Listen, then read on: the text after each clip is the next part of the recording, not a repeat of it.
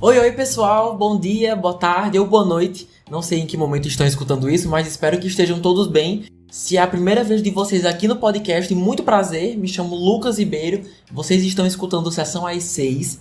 E depois de muito tempo de espera, Avatar, O Caminho da Água finalmente chega aos cinemas do mundo todo. E é justamente sobre ele que vamos discutir no podcast dessa semana. Se quiserem participar da conversa, dar a sua opinião sobre o filme, do podcast mesmo, vai lá no @Sessão às 6, que vocês vão achar um post só sobre Avatar. E sem contar que sempre aviso quando um novo episódio é postado, então vão ser todos muito bem-vindos. Para conseguir cobrir o máximo de tópicos e pontos da história, já vou avisando que teremos altos spoilers, então quem ainda não conferiu e não quer saber o que acontece, recomendo assistir primeiro e depois escutar o podcast. Quem quiser ouvir só sobre o primeiro Avatar de 2009, semana passada eu lancei um podcast só relembrando os principais pontos, os ganchos para o segundo filme, algumas dúvidas. Quem tiver interesse, só clicar no episódio anterior, é literalmente o da semana passada, mas por via das dúvidas vou colocar o link na descrição desse episódio, tá bom? Mas é isso. Bora então começar com a sinopse de Avatar 2. Espero que gostem. A sinopse é a seguinte: após formar uma família, Jake Sully e Neytiri fazem de tudo para ficarem juntos. No entanto, eles devem sair de casa e explorar as regiões de Pandora quando uma antiga ameaça ressurge, e Jake deve travar uma guerra difícil contra os humanos. Assim como o primeiro é dirigido, coproduzido e coescrito pelo icônico James Cameron, responsável por filmes como Titanic, alguns do Exterminador do Futuro, Aliens, e com previsão de dirigir os próximos Avatares também. E já está disponível, como falei agora, em cartaz nos cinemas. Quem ouviu o episódio da semana passada sabe que eu adorei o primeiro filme, mesmo com algumas questões aqui e ali, é bem divertido. Pandora é um planeta fenomenal. Pelo pouco que mostraram já era o suficiente para você encher os olhos com os efeitos digitais, as cores, como os seres vivos são imaginados, as árvores, tudo muito lindo. E os trailers do Caminho da Água só mostravam o impecável, né? O ápice do ápice da beleza que Pandora tem a oferecer. Então minhas expectativas entrando no cinema já estavam altas.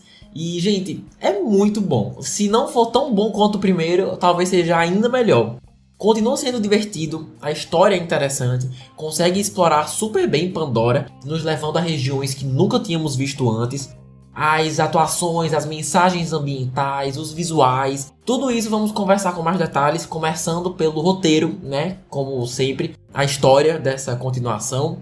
Uma das minhas maiores preocupações, se não a minha maior preocupação, era que no final das contas fosse visualmente lindíssimo, mas só copiando a mesma história do primeiro. E assim, isso acontece, mas não acontece.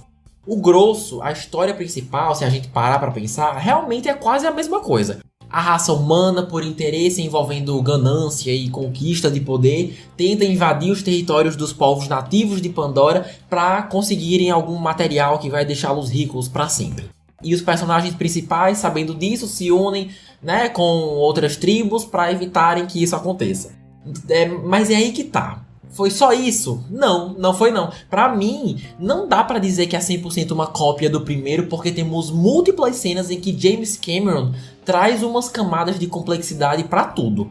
A filha Kiri com uma conexão misteriosa com a entidade Eywa, a relação complicada entre pais e filhos, isso vindo de diversos personagens diferentes. De diversas maneiras, James Cameron traz elementos intrigantes e diferentes do primeiro filme e explora o suficiente para que você não saia do cinema se sentindo enganado por ter visto a mesma coisa que viu há mais de 10 anos atrás. O diferente é suficiente aqui, isso que eu estou querendo dizer. Então, os pontos altos do roteiro eu diria que são as mensagens ambientais bem fortes, que estavam no primeiro e permanecem aqui também, mas ao invés de focar na flora, passamos bem mais tempo com a fauna, com os seres vivos marinhos, e o fato disso ser um tema essencial para a história principal só mostra como o diretor faz questão de que o tema preservação do meio ambiente continue em alta na franquia Avatar, o que é uma coisa muito bonita de se fazer.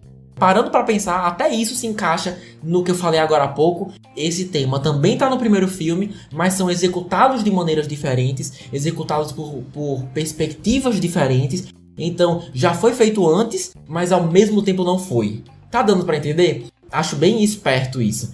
O que é mais enaltecido em relação a esse tema é a caça às baleias, né? Algo que há uns anos atrás era super praticado. Hoje em dia acredito que existam leis protegendo esses animais, mas ainda assim é algo bem comum em algumas partes do mundo. E escolher dar visibilidade para essa causa e não parecer forçado ou só lacração é bem legal, bem feito, e o roteiro escolher não só mostrar isso, mas também deixá-los mais interessantes, no caso, esses animais, dando uma voz a eles, literalmente, vamos falar disso daqui a pouco, deixou tudo bem mais tocante, né? Por conseguirem se comunicar com os avatares. Outro comentário feito em níveis diferentes foi o que eu falei agora, da relação entre pais e filhos. Escolher colocar o protagonista e o antagonista em situações parecidas, em que ambos são pais, de alguma forma, e ainda não sabem ou não entenderam como lidar com essa relação conturbada com os filhos, foi bem interessante, até porque os casos eram diferentes, né? Como o Jake tratando o filho mais velho como um exemplo de responsabilidade, enquanto o filho do meio é mais rebelde e incompreendido. E aquele coronel, que agora é Avatar, começa a criar intimidade com o filho, mas ele é meio um clone do pai verdadeiro, então também tem toda essa questão de autoaceitação e no final escolher abraçar essa paternidade, né? Então fazer com que parte da história seja voltada para a família, não só união, mas também compreensão, foi bem legal. Gostei bastante. Outro ponto positivo que acho que todos nós podemos concordar é a exploração do mundo. James Cameron disse que iríamos conhecer mais de Pandora e é exatamente isso que acontece nessa continuação. Todas aquelas sequências em que a família Sully tentava conhecer e aprender o estilo de vida daquela comunidade marinha eram incríveis, porque não só é um desenvolvimento super importante para que eles possam viver naquela comunidade, mas também dá a oportunidade para o público que também não conhece esse grupo e essa cultura conhecer. Sem contar que são cenas divertidíssimas, né? Eles aprendendo a controlar a respiração embaixo d'água por mais tempo, a menina lá explicando bem direitinho as técnicas de respiração. Também o que mais? O líder da comunidade ensinando o Jake a montar naqueles bichos que conseguem nadar e voar. Ou seja, dar esse tempo serve como preparação para as cenas de luta super elaboradas no final. Você ter personagens que introduzem e explicam essas coisas faz com que quem está assistindo compre essa ideia e não ache tão surreal assim, pelo fato da explicação ser convincente. E como resultado você tem um público mais imerso na história. Então, sobre construção de mundo, nota 10 também. E, por fim, destaco as cenas de ação, que mais uma vez o diretor consegue conciliar muito bem os momentos de ação e tensão, tem bem mais tensão do que eu esperava, inclusive, com os diálogos e momentos mais expositivos, que acabam sendo mais parados, sempre são nos filmes, mas são super necessários, né? A primeira meia hora, ou 40 minutos de filme, é um bom exemplo disso, porque assim que começa, eles já nos dão um monte de novas informações, pelo roteiro já saber que a gente vai ter dúvidas, né? Como, por exemplo, a menina Kiri, que é interpretada pela Sigourney Weaver. Logo no começo eles já revelam que a personagem dela no filme passado, a Grace, é mãe da Kiri. Por isso que eles escolheram trazer a atriz de volta. O que mais? Também logo no começo sabemos que o coronel chato que morreu no filme passado retorna como Avatar, como uma medida de precaução militar. Caso acontecesse alguma coisa com os militares do filme passado, eles seriam trazidos de volta como avatares. Aparentemente isso estava no protocolo que a gente não estava sabendo. E não só trazidos de volta, mas com suas lembranças e tudo mais. A narração também atualiza a gente de todos os filhos do Jake. E momentos depois temos logo o retorno dos humanos invadindo Pandora mais uma vez. Então assim, conseguem administrar muito bem esses dois aspectos, né? Evitando que o público se disperse no meio do caminho. No geralzão, esses são os destaques positivos do roteiro, mas como nem tudo são flores, infelizmente, tenho que trazer alguns aspectos que deixaram a desejar, ou escolhas meio estranhas do James Cameron, tá? Então, bora lá. A primeira é a ideia de que as baleias podem falar. Falar não, se comunicar com os avatares. Eu sei que eu disse que foi um bom jeito de aprofundar mais as questões ambientais, e é verdade, mas tinha momentos que o filme tava pedindo demais. Tem uma cena que uma baleia faz E a legenda embaixo: e aí, minha querida, como é que tá a gravidez? E eu fiquei, é o quê, mano? Que viagem. Pelo fato de 99% dessa comunidade aquática ter o seu tempo pra fazer as pessoas entenderem como tudo funciona, como falei agora, como prender a respiração por muito tempo e montar naqueles animais lá, com essa coisa das baleias, é do nada. Algum personagem só fala, aliás, as baleias se comunicam com a gente, tá? Elas são bem espertas, escrevem poesia e não sei mais o que. Toda vez que uma baleia fazia um som aleatório e embaixo aparecia uma frase bem grande e completa, eu juro que tentava, mas não conseguia levar a sério. Se tivessem explicado só um pouco melhor, como fizeram com as outras coisas, talvez seria um pouco mais fácil de comprar essa ideia, mas realmente foi complicado. E por falar em coisas estranhas, vocês também acharam esquisitíssimo essa coisa da Kiri ter nascido do avatar da Doutora Grace? Porque como não falaram mais nada, no meio do filme mesmo eu começava a pensar um monte de besteira, justamente pela falta de contexto que dão. Por exemplo, a Grace teria dito, pelo menos eu gosto de pensar, se ela tivesse grávida no primeiro filme. Se não tava, então ela engravidou depois que ela morreu? Necrofilia teve alguma coisa a ver com isso? Eu espero muito que não. Alguém fez inseminação no avatar dela? É porque como a personagem morreu, mesmo que seu avatar continuasse intacta, a ideia de uma criança surgir dentro de um avatar de alguém que já morreu é muito esquisito. Quanto mais eu pensava nisso, mais perturbado eu ficava. Vi gente comentando que realmente talvez ela tenha engravidado antes de morrer, mas eu entendi que o Jake e a Neytiri quiseram homenagear a Grace tendo uma filha que viesse do avatar da própria Grace, intencionalmente. Por que não só ter um filho do jeito convencional e só dar o nome da menina de Grace, eu também não sei. Mas enfim, um dia a gente descobre mais sobre isso em Avatar 3. Ou não, né? Vale lembrar que eu só vi o filme uma vez e quero muito rever assim que possível. Não só porque realmente gostei, mas para ver se tendo uma segunda impressão faz alguma diferença nesses pontos que eu não entendi muito bem. O próximo tópico é o Spider. Ainda não chegamos na categoria dos personagens, mas queria adiantar essa parte do Spider porque poderia ter sido bem melhor. Os primeiros 30 minutos introduzem muito, muito bem a ideia de um homem que literalmente cresceu convivendo com duas raças, a humana e os Na'vi. Ver suas interações com os Na'vi enquanto crescia com o passar do tempo foi bem legal. E quando a gente para pensar em figuras como Tarzan, por exemplo, e um caso super famoso que teve aqui no Brasil há uns anos atrás, acho que foi no Brasil, eu não sei se vocês vão lembrar, mas de uma menina que foi encontrada junto com vários lobos e agia exatamente como eles. Não sei vocês, mas eu mesmo pensei bastante nesse caso. Na época foi bem popular. Enfim, com esses exemplos você pensa que realmente tem tudo para ser um personagem muito interessante.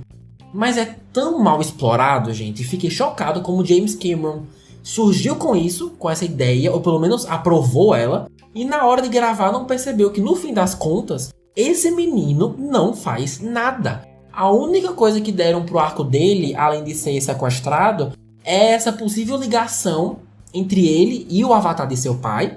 Até aí ok, né? Mas assim, levando em consideração que sua natureza humana e Na'vi é de longe a coisa mais interessante sobre ele, escolher não explorar isso foi com toda certeza uma baita oportunidade perdida. E outra coisa, aonde é que esse menino tava no primeiro filme, mano? Cadê a mãe desse menino? Mas enfim, outra coisa que, se Deus quiser, um dia a gente descobre, né? Ou não, também. E por falar em personagens que não fizeram quase nada, fiquei super na expectativa quando descobri que a grande Kate Winslet tinha entrado pro elenco, né? Ficou até no pôster principal, eu acho. E quando o filme terminou, mal apareceu. Tá numa reunião aqui e ali, tá na grande batalha no final, mas por ser a Kate Winslet, você já espera que seja uma coisa mais significativa. Ok que ela é a esposa do líder do grupo e parece ser bem inteligente, e eu sei que ajudou a Kiri quando teve epilepsia, mas num filme de mais de 3 horas, era de se esperar que tivesse uma participação bem maior. Como Avatar 3 foi gravado junto com o 2, então ficamos aí na expectativa de que ela tenha mais o que fazer no futuro, né?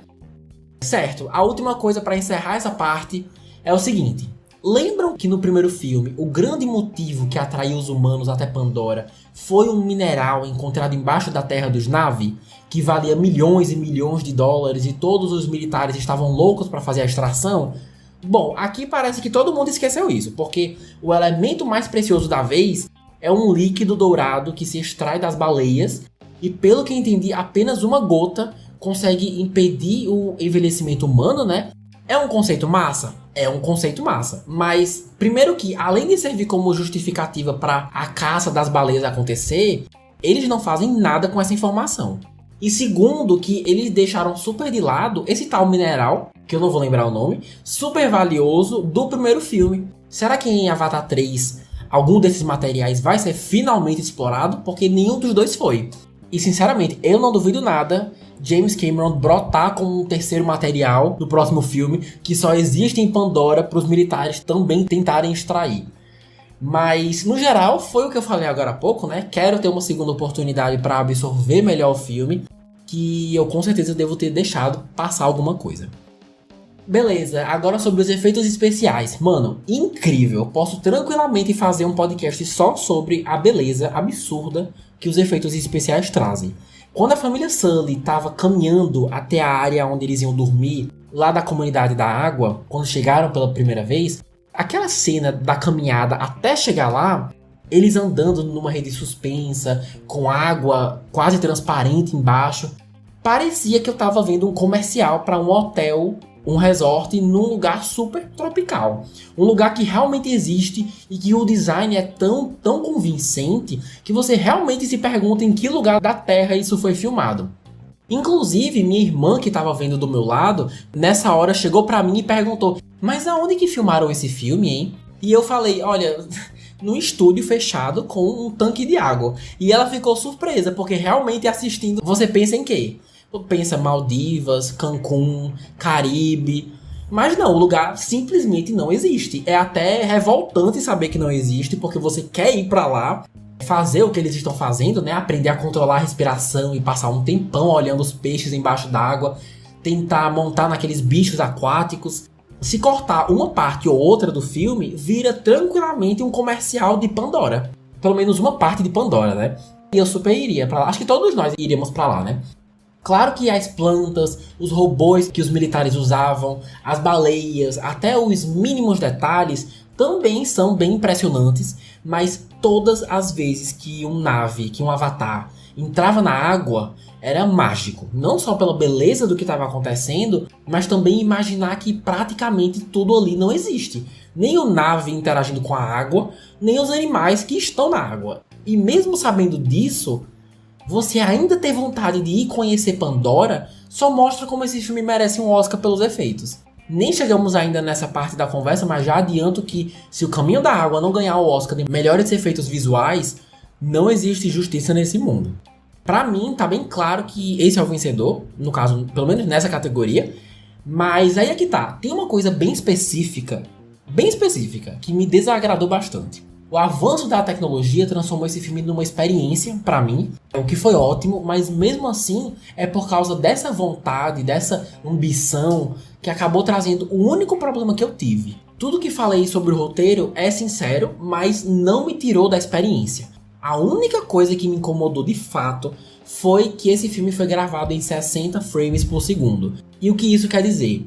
Um filme, um vídeo, é feito de imagens, né? Uma atrás da outra, todo mundo sabe disso. Que são os frames, tá bom? Quanto mais frames são usados, mais claro, mais nítido o filme fica. Normalmente não é uma regra, tá? Os filmes que assistimos hoje em dia são feitos com 24 frames por segundo ou 30 frames por segundo, que na hora de assistir trazem uma velocidade que a gente já está acostumado a assistir. Nesse aqui, James Cameron inventou de fazer 60 frames por segundo. E esse modelo é mais comum de ver aonde? Em videogames. Ou seja, são tantas imagens por segundo que eu juro pra vocês, eu constantemente achava que estava assistindo um videogame. Sabe aqueles jogos que entre uma atividade e outra pra pessoa jogar tem uma história, com personagens conversando e tudo mais? Em vários momentos eu achava que estava assistindo isso. Cenas de um videogame. E eu até tive que pesquisar depois de ver o filme pra entender o que aconteceu, porque eu nunca tinha passado por isso assistindo nada no cinema. Aí depois que eu fui descobrir que foi gravado em 60 frames por segundo. Ah, Lucas, frescura sua. Eu juro que tentei ignorar, juro. Mas principalmente no começo, com o Jake e a Neytiri saindo sem os filhos, voando pela floresta e tal. E no final, naquela luta entre o Jake e o Coronel, foi quando ficou mais nítido pra mim, mais na cara que eu tava assistindo um videogame ao invés de um filme. E claramente essa não era a intenção, né? E o pior é que são momentos bons da história. Eu quero prestar atenção, mas os movimentos dos animais, dos personagens, o Jake e o Coronel lutando no final, como eu falei, você vê que os movimentos são iguais aos de personagens digitais de um game. Não parece natural. E isso realmente me tirava da experiência. Foi a única coisa que eu não gostei. De resto, dá pra assistir tranquilamente. Sobre o 3D, tão bom quanto o primeiro, se não melhor. Confesso que percebi mais no início, na medida que o filme avançava, fui percebendo cada vez menos. Aí não sei se foi falta de atenção minha ou se foi mesmo a diminuição do 3D, mas você percebe nitidamente a diferença entre um diretor que durante o processo faz questão que o seu filme seja feito em 3D, gravado e tudo mais, daqueles diretores que não se importam e não fazem questão. Em ocasiões raras como Avatar 2, indico super, se você tiver tempo e dinheiro, a dar uma chance pro filme em 3D. Fez uma diferença pra mim, me deixou ainda mais imerso no mundo de Pandora. Então, se você tiver a oportunidade, vale a pena. Agora, bora falar de Oscar. Como já conversamos semana passada, o Avatar de 2009 foi indicado em diversas categorias, mas ganhou umas 3, se eu não me engano. As mais técnicas. Dessa vez, se eu pudesse chutar quais categorias seriam incluído, seriam, bora lá. Melhor filme e melhor diretor, pelo profissionalismo na direção do James Cameron, por saber conduzir a câmera aonde quer que ela esteja, na floresta, no ar, embaixo d'água, e também por ter ficado bem criativo no terceiro ato, com toda a sequência do navio afundando. Eu sei que aquilo foi bem Titanic, vi que uma galera acusou o cara de estar plagiando o próprio trabalho, mas eu não me importei. Trouxe muita tensão, a gente não sabia quem ia morrer ali na hora e quem ia sobreviver. E fez sentido, levando em consideração que a grande batalha foi no meio do oceano, né? Acho que foi no oceano. Por ter sido muito bem feito, não me importo se ele se inspirou em Titanic, eu gostei. E acredito também ter uma história forte o suficiente, no fim das contas, para concorrer a melhor filme. Por esse motivo também acredito que vai ser indicado a melhor roteiro original, porque apesar de alguns clichês aqui e ali, acredito que isso vai acontecer principalmente pelos fortes comentários sobre preservação e valorização de espécies ameaçadas. Não é um tema que a gente vê com tanta frequência em filmes comerciais desse nível, né? E o que mais? Também coloco muita fé nas categorias efeitos especiais, direção de arte e fotografia também, pelos motivos que falei antes. Provavelmente é o filme mais tropical que eu já vi esse ano, e saber que até os mínimos detalhes saíram de um computador, por mim merece um prêmio. Então, boto fé em, bora lá, melhor filme, diretor, roteiro original, efeitos especiais, direção de arte e fotografia. Não garanto que vai ganhar em todas essas, mas espero que seja no mínimo indicado. Seguindo aqui com os personagens, são vários, mas destaco aqui, bora lá. Começando com Sigourney Weaver como Kiri, a filha do casal protagonista. É um pouco estranho uma senhora de 73 anos interpretando uma criança de 14? Só um pouco. Mas achei ela interessantíssima, uma personagem bem misteriosa. Queria muito que as poucas informações que deram sobre ela fossem mais úteis, porque eles falam que ela é filha da Grace, mas não dão contexto nenhum. Se a mulher engravidou enquanto estava viva, morta. É uma discussão bem estranha para se ter, mas que eu gostaria que tivesse sido feita. Também vemos que ela claramente tem uma conexão com a Eywa, de uma forma nunca vista antes, mas não chegam a explicar de que forma isso é possível. Minha teoria é que a Grace, no fim das contas, antes de morrer, conseguiu estar com Eywa, né? Transferir a sua consciência para Eywa de alguma forma. Então, na minha cabeça faz sentido, se eles decidirem levar para esse lado, sabe? Trazer uma conexão por parte da mãe. Eu entendo que temos que ter ganchos para os próximos filmes, mas quando a gente para pensar, as informações que eles dão não são tão úteis como eles acham que são, o que é uma pena. Mas assim, confesso a vocês que o motivo principal pelo qual eu escolhi destacá-la aqui foi porque eu percebi um padrão dessa personagem com os filmes da Barbie. Agora, antes dos fãs do James Cameron começarem a gorfar e pausar esse podcast, só me escuta, tá? Não vomita ainda não. Vocês sabem que no começo dos anos 2000, os filmes animados da Barbie eram super populares, né? Até hoje são, marcaram gerações, vejo memes na internet até hoje. E entre esses filmes, existe uma trilogia chamada Barbie Fairytopia. Meu Deus, eu não acredito que eu tô falando disso. Mas bora lá. E nesses filmes, ela é uma fada. E por causa da história principal, acaba virando uma sereia e interagindo com animais marinhos, conversando com eles. Às vezes ela, ao invés de ter uma cauda de sereia, eram asas. E ela conseguia respirar embaixo d'água, enfim. E por que eu tô falando isso? Assistindo essa menina, a Kiri, principalmente quando usava seus poderes, me lembrou muito Barbie Fairytopia. Quando ficou um tempão embaixo d'água, logo na primeira tentativa, sorrindo pros peixes, e do nada vem um daqueles bichos que conseguem nadar e voar pra perto dela, e aí viraram melhores amigos, eu só conseguia pensar, pronto, é a própria Barbie Fairytopia. Aí foi embora com o animalzinho, né? Até aí, beleza.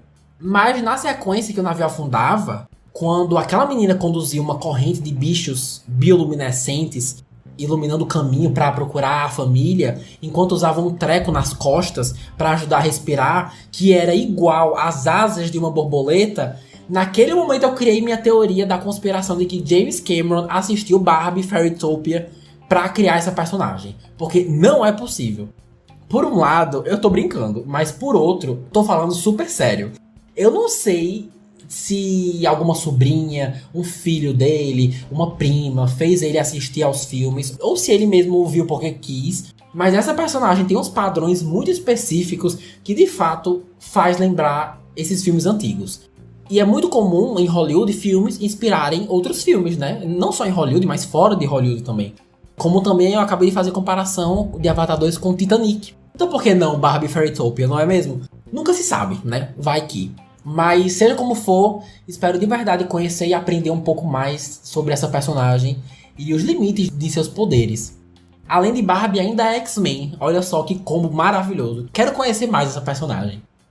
E agora uma dupla, bora lá. Sam Worthington e Zoe Saldana como Jake Sully e Neytiri, respectivamente.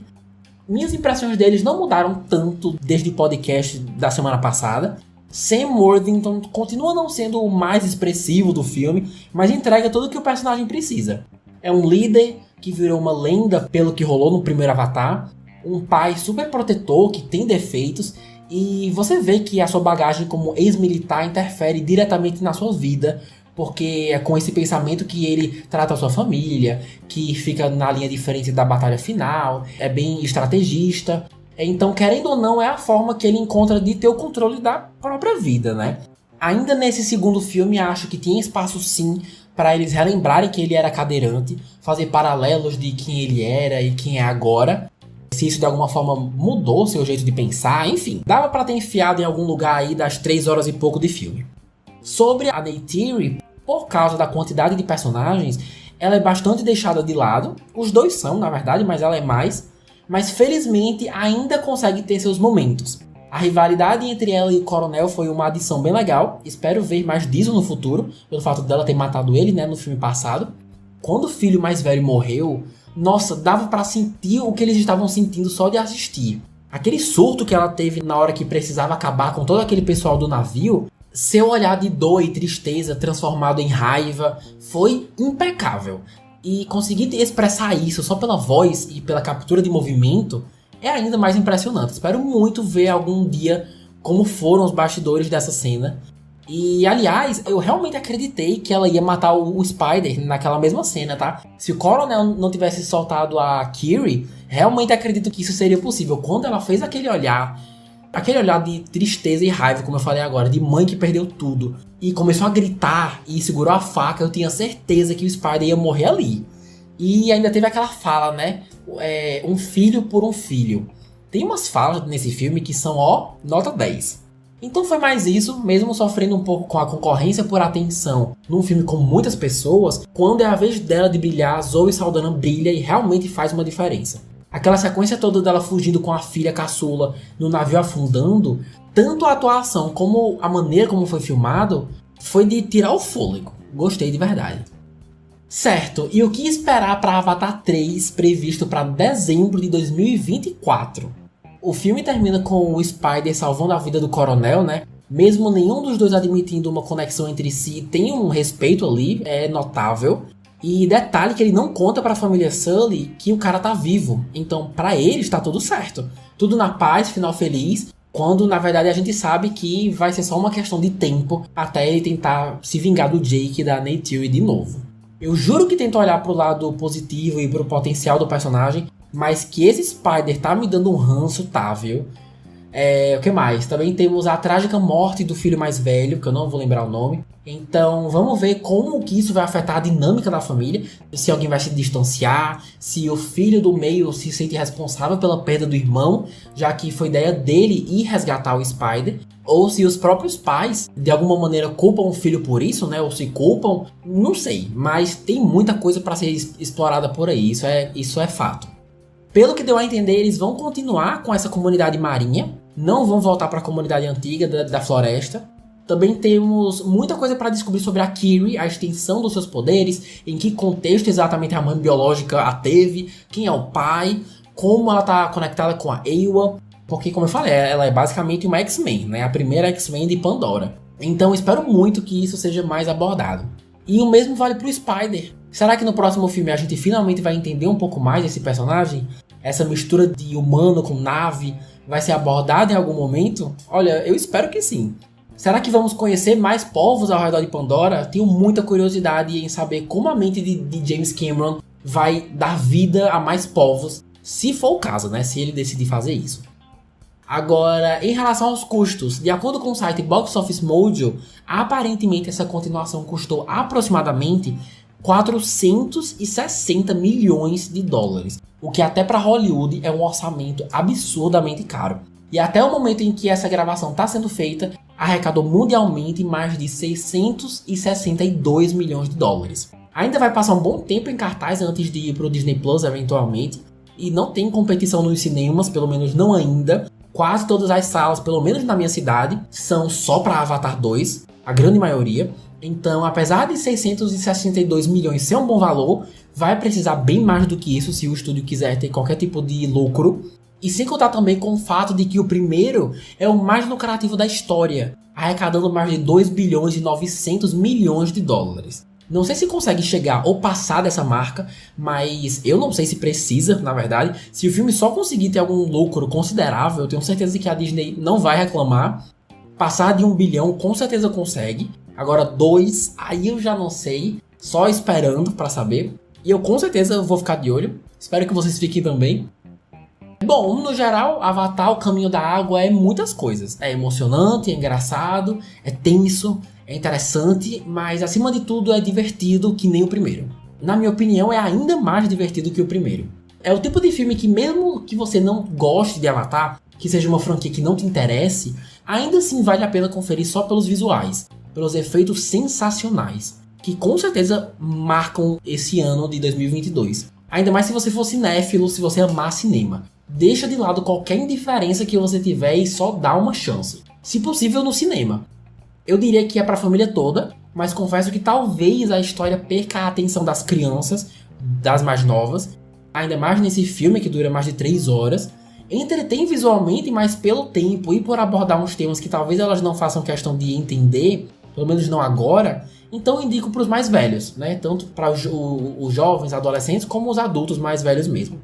Continua não sendo uma franquia perfeita, como já conversamos, tem algumas coisas que poderiam ter sido mais curtas ou diferentes, mas nada que se compare com a quantidade de momentos excelentes que James Cameron nos traz, mostrando que 13 anos depois, Avatar ainda tem sua relevância.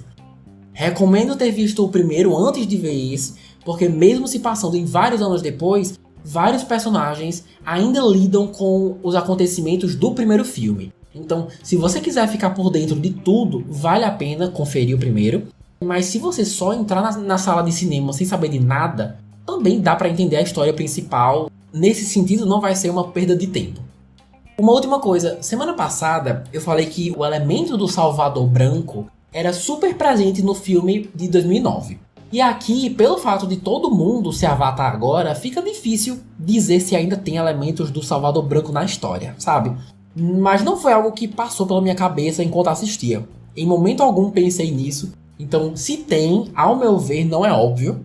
O primeiro tem isso e é bem chamativo, mas aqui, como até o Jake Sully é Avatar e abre mão de ser líder e assume mais o papel do pai preocupado, não vi problema nisso. Os pontos que me chamaram a atenção mais pro lado negativo foram outros, como a gente acabou de discutir. E vocês, gostaram mais desse ou do primeiro? Acham que mais pessoas poderiam ter morrido? Ou pra uma sequência tá ótimo? Concordam com a minha teoria da conspiração de que James Cameron assistiu Barbie pra se inspirar na hora de escrever sobre a Kiri? Ou eu tô viajando? Acham que vai arrecadar ainda mais do que o primeiro ou não? Olha que é uma barra muito alta, viu? Quero saber todas as suas impressões lá no Instagram, @sessãoas6, onde serão todos muito bem-vindos. Fiz um post sobre Avatar 2, então fiquem à vontade para comentar lá, ou mandar uma mensagem no privado também, o que acharem melhor. E assim vamos chegando ao fim de mais um podcast. Se você chegou até aqui, muito obrigado. Por favor, manda essa edição para quem você conhece, que assistiu ao filme e também quer trocar uma ideia, porque qualquer compartilhamento já aumenta as chances de mais pessoas conhecerem o Sessão às 6. Aviso também que mesmo o ano chegando ao fim, os episódios vão continuar sendo lançados normalmente todo sábado. Quero adiantar alguns podcasts antes de entrar de férias, que deve acontecer lá pra fevereiro. Então espero me encontrar com vocês sábado que vem, tá bom? Boas festas, Feliz Natal, Feliz Ano Novo, um beijo enorme e é isso. Até mais.